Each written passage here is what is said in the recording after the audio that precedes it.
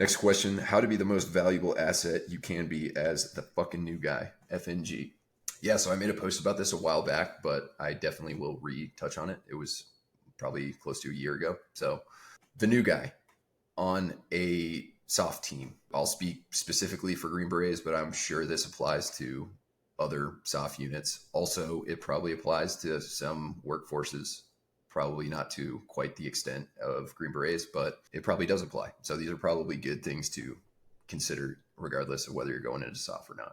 So as an SF guy, the number one thing beyond anything else, you show up very fucking fit. You want to show up and try and be the fittest dude in your team. If you're not like competing with the fittest dudes on the team, then you messed up. And this is especially the case for an X-ray because you really don't have much else to bring to the table. So if you show up as an X-ray unfit, you are giving yourself starting yourself off with a terrible reputation, and reputation is everything in SF. So if you're known as that new guy who's an X-ray and doesn't really know how to do his job and really is behind the power curve and you're not in shape, then your reputation is starting off not where you want it to. So show up in shape. You have 6 months of language school before you go to group. 6 months of sitting in a classroom from, I think it's like 9 to 3, maybe 9 to 4, something like that. You should absolutely have plenty of time to train, and you will have plenty of time to train. But some people don't take advantage of that, or they do train, but they go on PEDs or SARMs or whatever crazy shit they sell at Steers in Fayetteville. I don't know if that place still exists, but either way, this is kind of the case when I went through.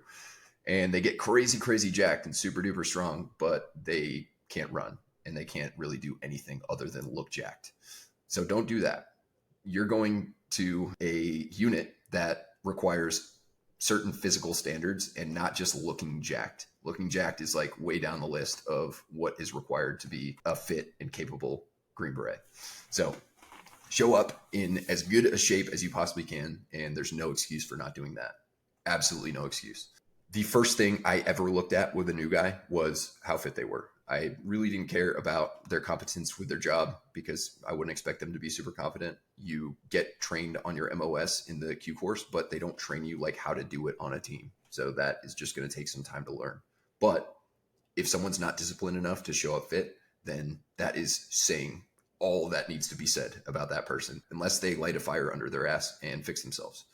So that's number one. Number two is speak when spoken to. Try not to do a bunch of talking when you're not spoken to at first. You should lean towards being a man of few words, but that doesn't mean don't talk at all and doesn't mean be super weird. You absolutely should be conversational. And if someone asks you questions, don't just give them one word answers. Like actually be a normal human that knows how to have conversations and don't be like, yeah, no.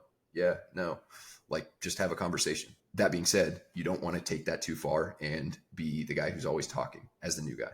Depending on the team you show up to, some teams might not even let you talk unless you're spoken to at all. Other teams aren't like that. My team was never like that, but I have heard like certain teams are like that until you kind of prove yourself. Whether you are going to a dive team and you go to dive school, you can't talk till you have your dive bubble, or you can't talk until you do, certain things on the team and prove yourself. So that's kind of situation dependent, but be a man of few words, but also don't be a freaking robot and say nothing. Ask lots of questions. You want to ask questions. Even if you're senior and even if the rest of the team makes fun of you or says your questions are stupid, keep asking them, because eventually if you don't keep asking them, you're going to have a question that really, really freaking needed to be asked. And you're not going to ask it because you're afraid you'll get made fun of. And it could be a very minor problem or it could be a very catastrophic problem. So ask your freaking questions, even if you think they're dumb.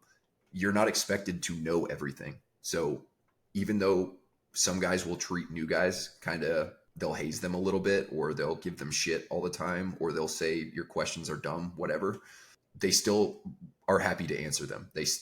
Deep down, they want to help you and they want you to get better, because that's really the only way to do it, is ask questions. But when that fails, figure it out. Figure it the fuck out. FITFO. There will be a lot of times in your career, there will be a lot of things that you run into where you just don't have the resources. You don't have someone to ask. or you do have someone to ask, but they don't know, or they can't give you the answer, or whatever it may be. Sometimes you're just going to have to figure stuff out. You're going to have to try something and you're probably going to fail it. And then you can try something else and then you're probably going to fail it. But eventually you're going to figure it out. And this is a very good life skill as well. FITFO, figuring things out. The more you try things, the better you're going to get at them. So take action and don't just kind of like wait until you have the perfect conditions and just then try to do it, because the perfect conditions are never going to come.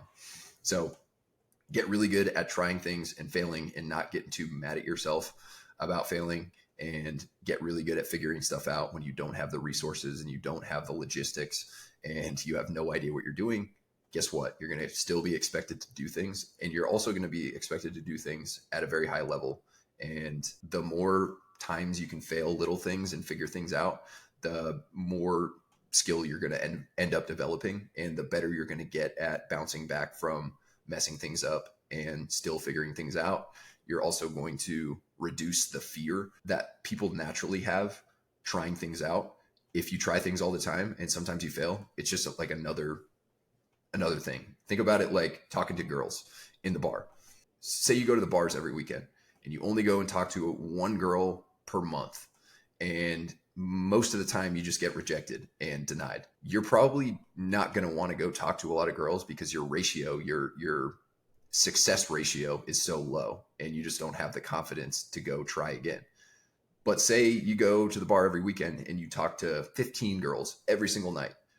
Probably there's going to be one, maybe two, unless you're a fucking weirdo and I don't know, like really messed up or creepy. There's probably going to be one or two that at least like talk back to you and have a conversation with you. You may not bring them home and marry them eventually, but the more you do it, the less of an issue it's going to be. And you're not even going to have any fear or apprehension to go and talk to these girls anymore, because you know what it feels like to fail, and you know what it feels like to get rejected and fuck up. Same thing with figuring it out. Figure shit out. If you fail it, no big deal. The more often you try it, obviously there's certain things where, you want to not just send it, and, definitely exercise some critical thinking skills, which is another one as a new guy. Be a good critical thinker and problem solver. But there are lots of things where you can just try it. And if it doesn't work, you try something else. That doesn't work, you try something else. Don't try the same exact thing every single time. Like, learn from your failures and try a different route, but whatever it may be. But that's going to be huge. Another thing is never just sit idly. There will be times where the team is kind of sitting around and bullshitting, and you can be part of that for sure. But if other people are working and you're not, then you're fucked up, even if it's a different MOS. Usually the Bravos and the Charlies are most busy. They have the most shit to do. So if you're a Delta or an Echo, then you probably could help the Charlies with something, or the Bravos with something. I was a Delta. The Deltas have the least to do on an average day in the team room. They just do. We don't have a lot to do. Unless something goes bad, like Deltas are doing S1 shit, but it's really not like super time or resource intensive. So the great thing about that is you can go and work with the Charlies or the Bravos, and you can learn shit about weapons. You can learn shit about planning ranges. You can learn shit about putting requests in, things like that. With the Charlies, you can learn things about being a car mechanic. You can learn stuff about getting vehicles ready, things like that. So always, when you're a new guy, don't be just sitting there and watching other people work. Definitely find a bullshit. But if other people are not idle, you shouldn't be idle. There is, even if everyone's done, and even if none of those guys need help, there's always a bathroom to clean. There's always a floor to sweep or vacuum. There are always desks to dust. There's always trash to take out, whatever it may be. Don't be that guy who shows up new and does not keep the team room nice and tidy. Just don't even wait to be asked for it. Just do it. No one's going to be like, dude, why the fuck are you cleaning the team room? Like, just go do it. Everyone will appreciate that. And it'll show that you are the new guy and you understand that you're the new guy and that you are a contributing member to the team. And the last thing, make sure you bring some beer. Show up with some beer.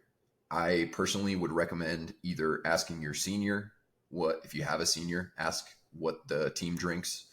Generally, teams will have one or two different types of beer that they drink. Like, the team sergeant might drink Miller Lite and the senior Bravo might drink Yingling or something like that. You're usually better off showing up with no beer than bringing beer that everyone hates. So try and either ask your senior or check the team room fridge or something like that. Ask the B team what the team drinks and show up with a case of beer. I would do that at least for the first month, maybe every week, bring a case of beer in, something like that.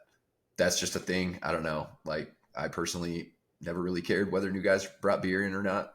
Back in my drinking days, I definitely didn't care later on in my career when I stopped drinking, but definitely bring beer in. Even if you don't drink, just bring beer in. And that is just basically expected of you. So don't be the guy who shows up empty handed. And if none of your team drinks, then bring in some nicotine or monsters or something like that. Most teams are going to have at least some drinkers on it. I highly doubt there's a single ODA that has no beer drinkers on it. But I guess if that hypothetical situation ever comes up, then just bring something else in.